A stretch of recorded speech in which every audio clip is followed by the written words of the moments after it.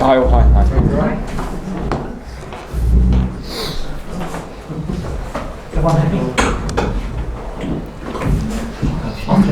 Hi. Injuries, squad news, ahead of the game? No, we had a few issues from West Brom.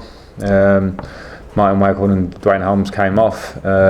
They've been assessed, and we'll leave it to the last moment to see whether we can get them definitely fit. Other than that, we're pretty much as we were. Have you managed to bring the players back down again, ready to go again after West Brom now? Yes, I think so. You're trying to find a balance between the players being happy as they should be, because I think our running has pushed us into this 6th place. They were fantastic against West Brom. They showed different sides to the game, which I've seen a lot in the running, but everything in one game, the desire to win a game, the quality to win a game, and what I was happiest with was the resilience in a moment where 1-1 where it looks like our season could be over, and they handled that brilliantly. So I want that feeling, but at the same time we have to focus and we have to prepare, and very quickly in the week we turned our attention to what's coming, and that's 2 huge games against Leeds. What do you do this time to prepare? Frank, bearing in mind they've beaten you twice this season in the league. We focus on ourselves. We mustn't forget the fact that they've beaten us twice. We mustn't forget the fact that they finished points above us in the league. They're a strong team, and at one point looked pretty certainties to be promoted. But the competition is great, and they've dropped out of that. But I still respect them hugely. So we prepare as we would for any team. We watch them. We focus on ourselves and what we can do. That's always the most important thing, and we'll be ready. But people generally think the side that just misses out on automatic promotion can fall away in the playoffs a little bit. Do you go with that at all? Yeah, year on year it's different. I think it's different, and it's easy to pick out a year or so where a team with momentum gets in there and goes on to win it.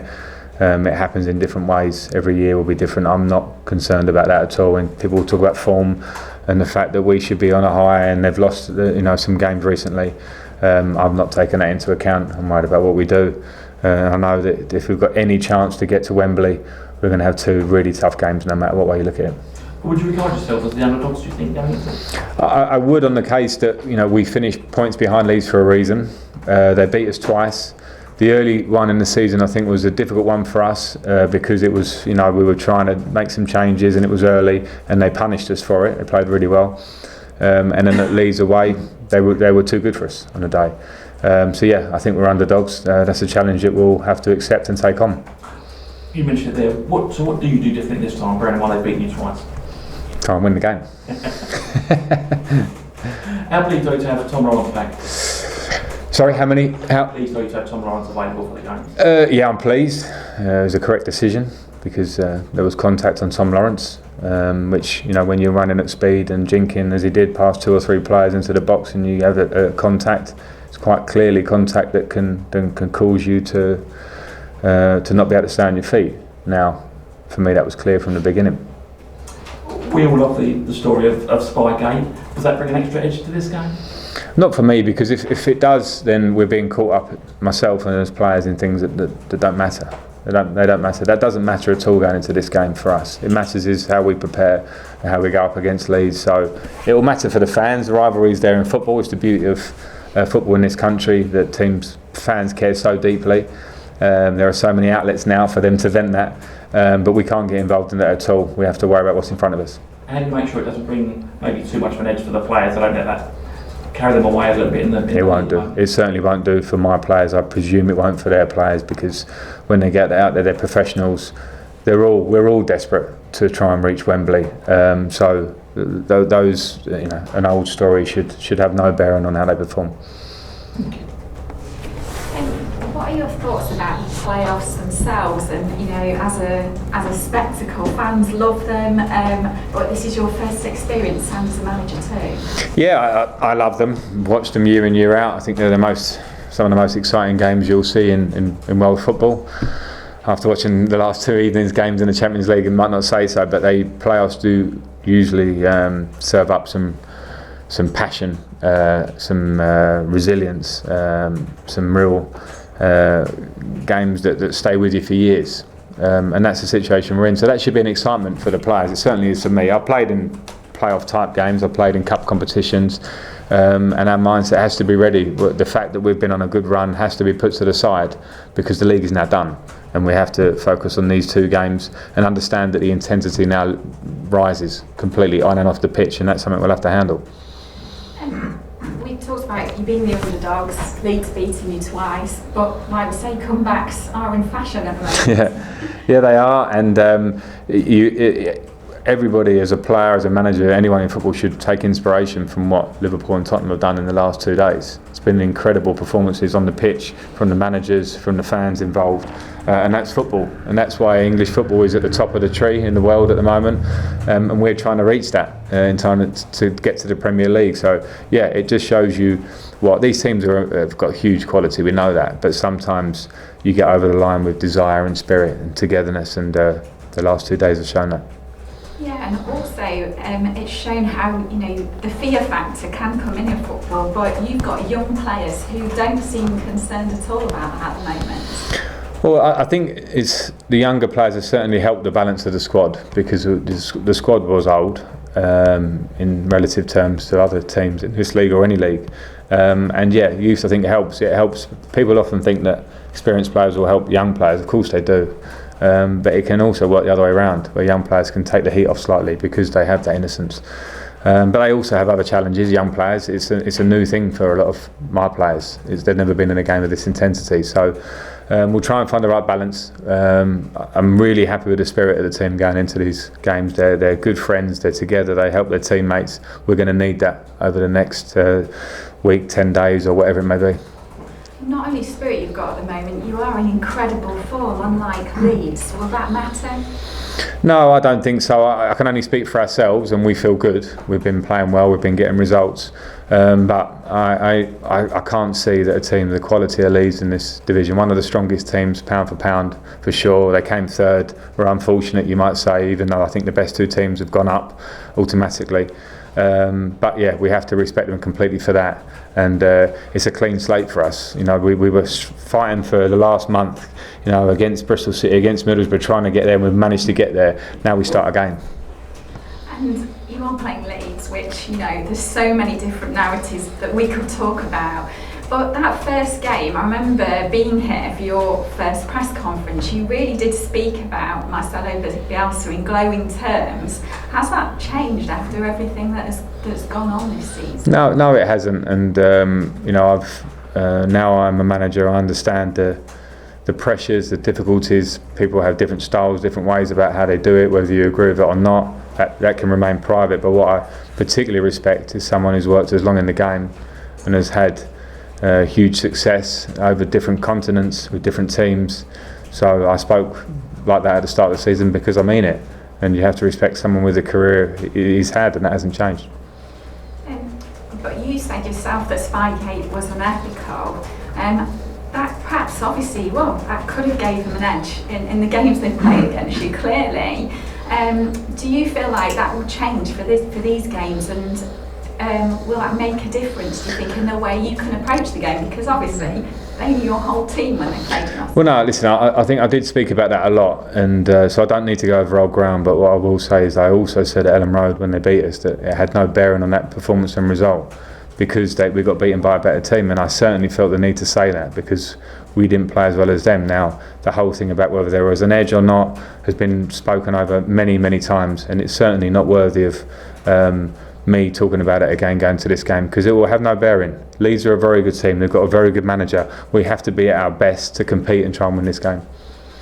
Can you appreciate that it's an incredible story though, that you know you are playing Leeds, there's been all this intrigue, and also they're massive rivals to Derby as well? Yeah, and that's the beauty of what it is. It's the beauty of the playoffs, it's the beauty of us getting into sixth position and playing a team that have a huge tradition, that are desperate to get to the Premier League as we are, that in the 70s had fantastic teams that competed against each other, and that's added spice for the fans, for everybody, and for yourselves to talk about. But for me, it's about trying to win the 2 games. So the more I go on about that, is sort of just killing time almost. My work this week is trying to prepare for this first game, and then after that it'll be how do we prepare for the second one.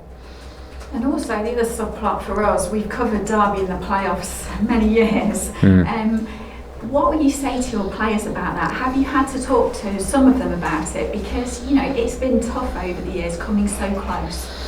It has, and I wasn't part of that, but I understand it. I know what it's like as a player or as a club to be close and not there, and it hurts. But I kind of feel like we should flip that. We've had 10 years out of the Premier League. We've had playoff finals or semi-finals that haven't gone our way. So what have we got to lose? We've been there, and it doesn't feel good, but we've been there as a club. Where we're at now is a team and a squad that have worked really hard this year to change style a bit, to try and improve younger players, get into the playoffs. That's huge credit to the players. They should take huge credit from that. So let's be fearless, let's be brave. Let's go into it not thinking the negatives of yesteryear, because they're gone and there's nothing we can gain from them, and think about how we can be positive in taking on these games. And the fans have bought into this positivity. I'm certainly sensing that for the first time in a long time, the connection between the team and the fans is back. So finally for me, what's your message to the fans? Well, firstly, that's what I wanted to do in the first day that I came to the club. I drove up to Derby and felt football in the city and how much they feel for this club. So what was important for me was to be a connection, not just with myself but with the players. That's the most important thing. Now, I think that the fans see a team and a group that are giving everything. The way they celebrate, the way they fight, the way they've come back from difficult times during the season, and fans will always relate to that. So that's the bond that we needed. I always said it, that if we're together it will be much easier and we'll be stronger. And then to properly answer your question, I thank them. Thank the fans that have been at home and behind us, particularly in this running. It's been an incredible feeling at Pride Park. The away fans that have followed us all over the country and helped us get big results again towards the end of the season. I thank them, and I hope that we can together take on these games and be successful for the club. Thank you. And Frank, on that, Pride Park sold out in next to no time. It must be such a huge boost to know that this game has really captured the imagination of the whole city. Yeah, and of course it sold out. It should sell out. It did sell out because people are excited. It's the playoffs now, and we need the support. We do need the support, and I think, as they say, the West Brom game was a great example of a team giving everything, backed up by a crowd, giving them everything to try and get the result. So we'll need to go again on Saturday at Pride Park.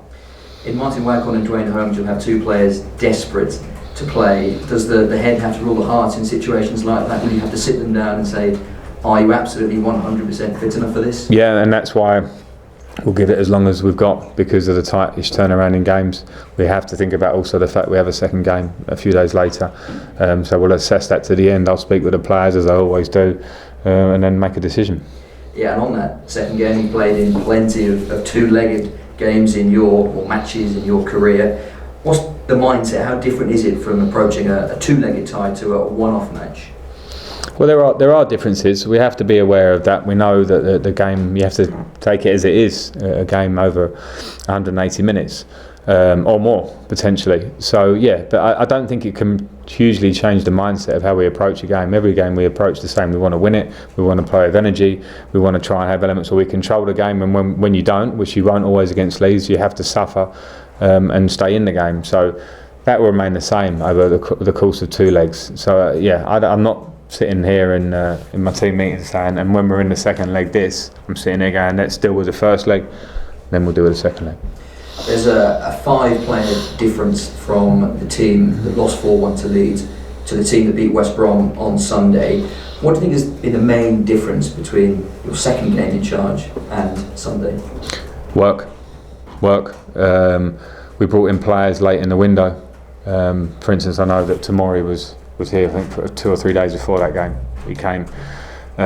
So what we're trying to do in the way I want the team to play and the staff and how we train and we work, which always translates to the pitch, was never going to be an overnight factor. So that's why I've been so pleased with the running in the last 11 or 12 games since Aston Villa, how the team have played and developed. So that's been work, and it needs to continue. And how difficult has the reset been? Not many competitions where you have one aim to get into the playoffs and then you have to go again to get into the final. Has that been difficult to switch between, we've achieved the playoffs and now we need to achieve something else? Not a problem at all. It is what it is. We all understand. We all wanted to extend the season, of course. And that's why we had some small celebrations on the end of the pitch with our home fans, of course, because it could have been the end. And that would have been horrible, considering where we were. And now, here we go. So the players are fit. we tick over more in training and prepare rather than have to gain any more fitness, make sure we're all as good as we can be, and the prize becomes even bigger because it's closer, so it's not really been a problem. And if you can tap into some of the success that the under-18s have enjoyed, National Premier League champions, that's some accolade given the teams and the calibre of teams that they've been up against this season. Yeah, I think the fact that the 18s managed that success, and huge credit to Justin, the staff, all the players involved, because they're up against it. Derby is not supposed to win that. Simple as that. It's not, because a lot of the academies are better hunting grounds, can attract players, you know, can offer different things that we can't do. So some of that has to be made up with desire and work and fight through the course of the season. And we have some talented young players here, so they did an incredible job. It was great to see the young players and the staff celebrating as they should do after a long season the other night. And now the hard work begins for those young players. They should take confidence from it, but realise that's one step. The next 2, 3, 4 steps are the hardest, but I don't want to stop them enjoying the moment, because they should do. And Jayden Bogle was in their dressing room last year, so what better motivation than seeing what a great season he's had? Yeah, and that's what you have to do. You have to go up the levels and always keep adapting. Jayden Bogle was exceptional because he made it feel comfortable straight away. Everyone's journey is different. Now all the players are on the start of that, where they have to test themselves to see if they can go up the levels, because there's a jump now. There's a jump which they'll find testing, but again, they should all take confidence from what they've done this year. It's been an amazing achievement. I know the work that goes on. I'm very close to Justin and the team, and they deserve every bit of credit they get. Mentioned Derby's history of getting near promotion. Are you going to be looking back for any kind of lessons to be learned there, or is this a whole new approach? New approach. I won't consider it at all.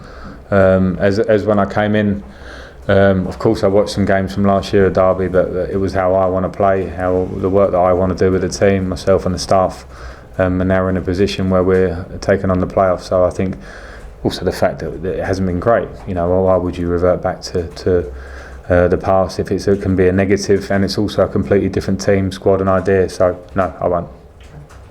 Right guys, just swap out the written in my rooms down there and then make some marks for the I go.